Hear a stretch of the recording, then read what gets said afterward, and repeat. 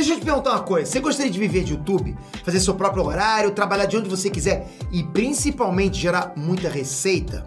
Pois é, hoje é a sua chance. E, porra, assim, ficou esse período no Flamengo de 2009, tava acertado que você ia jogar só 2009 mesmo. É isso? Não. Não? Como foi, então? Não, bom, eu fiz o contrato um ano. Fiz um contrato junho a junho. Junho a junho. Eu acho que sim. Ou junho a dezembro, um ano e meio. Acho que um ano e meio, não lembro. Agora, se foi um ano e meio. Eu acho que foi um ano. E depois prolonguei o contrato. Entendi. Mais um ano e meio. Entendi.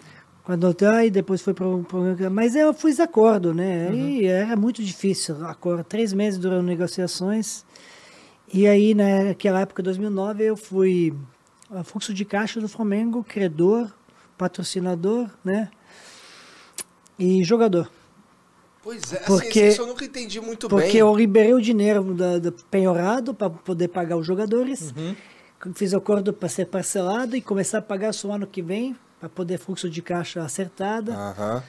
E aí fui e joguei. Tô entendendo. É porque, assim, por isso estou dizendo. Eu nunca tinha entendido muito bem como é que, assim, para pagar uma dívida e ainda perdoei uma quantia enorme. E agora tá resolvido esse problema? Mais ou menos. Mas não, tá resolvido, mas não da melhor maneira possível, mas tá resolvido. Entendi. Que tinha que perdoar 2 vezes. Nossa. Porque não cumpriram depois o acordo judicial, depois perdoei de novo. Mas é por isso que eu tô dizendo, eu paguei para jogar no Flamengo. Sim.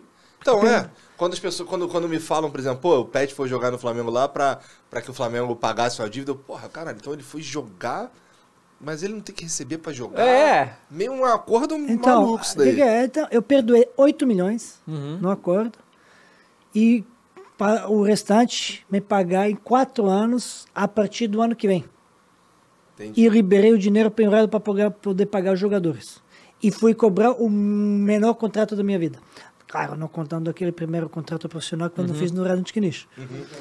Então, e aí consegui, junto aos meus companheiros, trazer o título que era inesperável no momento. Então, por isso dizendo, fui pagar para jogar.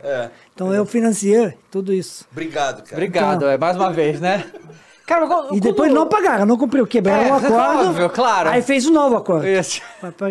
Perdoei de novo. Cara, quando que foi que vocês acharam assim, tipo, chegou lá, tava o Adriano, o time inteiro e tudo, falou, não, o Sheik, né, o Ronaldo Angelino, David Braz, porra, o Leonardo Moura, né, qual momento você falou, cara, eu acho que dá, sabe, eu acho que vai dar isso aqui?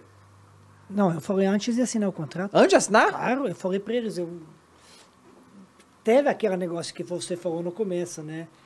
Teve alguns que a opinião tá velho, tava dividida, né? Jogador, tá velho, não sei o quê, papai. Não, o craque, ídolo, não vai dar certo. Então, essa opinião era dividida, digamos. Para qual lado pesava, não importa, né? Mas era bem dividido. E alguns estavam dizendo as coisas. E o que acontece? O departamento de futebol não me queria. Queria a administração, a presidência. Por causa de idolatria, por causa a questão da dívida. De questão de dívida e por causa que alguns lá, quando digo alguns lá, principalmente Marcelo Conte e José Carlos Dias, Cheirinho, eles começaram comigo a falar primeiro, mas interessava, né? Podemos começar. Então, Marcelo falou comigo, depois trouxe o José Carlos Dias. Começamos a falar, mas depois com 2. 1, 2, depois 4 pessoas, depois 6, depois 8, depois 10. Terminamos com um jurado de 12 pessoas sentando na mesa. Cada um tinha que vir alguma coisa, tentando me dizer uma coisa.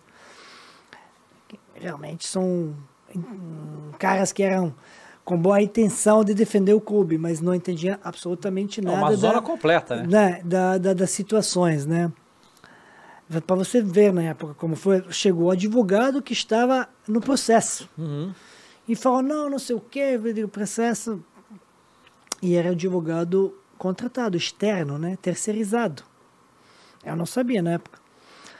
Aí, não, porque não sei o quê. Digo, vamos ainda, esse processo não acabou. Digo, lógico que não acabou. O momento está assim, eu tenho você tem ainda, digamos, medidas legais de reclamar, né, e tudo isso. Mas aconteceram 14 recursos no processo. 14 vocês pleitearam 13, e eu pleiteei 1. E o placar é 14-0. Você pode continuar a brigar, não tem nenhum problema. No momento, dívida é tanta, penhor é tanta, e você continua no seu processo. Não sei o que eles queriam advogado contestar. Terceirizado. Aí não, porque não sei o que. Aí tem que falar para ele, doutor, por favor, dá licença, acabou. Deixa a gente conversar aqui. Entendi. E aí, chegaram na minha casa, primeira conversa, essa reunião. Ele falou, bom, vimos aqui negociar. Digo, perfeito. Aí começa assim, então, é o seguinte, nós não podemos pagar mais do que isso. Digo, beleza, o que vocês querem beber, comer, porque a reunião acabou. Aí, por quê? Porque vocês não vieram conversar e negociar. Isso é imposição. Então, se é imposição, não tem conversa. Aí, cara, poxa, você tem razão. Então, pode trazer vinho, pizza, vamos continuar, esquece que a gente falou. E aí, continuamos. 3 meses durou. Mas eu falava na época, vou ser melhor jogador do campeonato e vou levar o Flamengo para o Libertadores.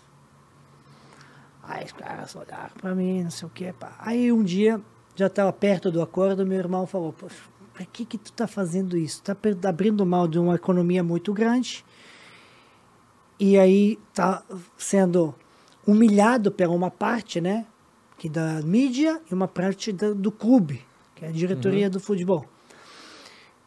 E aí, por que isso? Eu digo, porque eu quero vestir mais uma vez o manto sagrado e eu vou ser o melhor. Vou fazer isso. Ela falou, tu é louco. Eu digo, eu sou louco. Aí veio o meu empresário. Na época, Josias Cardoso falou, mano, você está preparado no pior? Eu digo, tô. Tem certeza? Eu digo, não, tenho certeza absoluta. Você sabe que o futebol não te quer. Então você vai assinar um contrato, tu vai lá e tu pode não jogar 1 minuto. Eu sei disso. Tenho consciência disso, plena. E vai assim mesmo.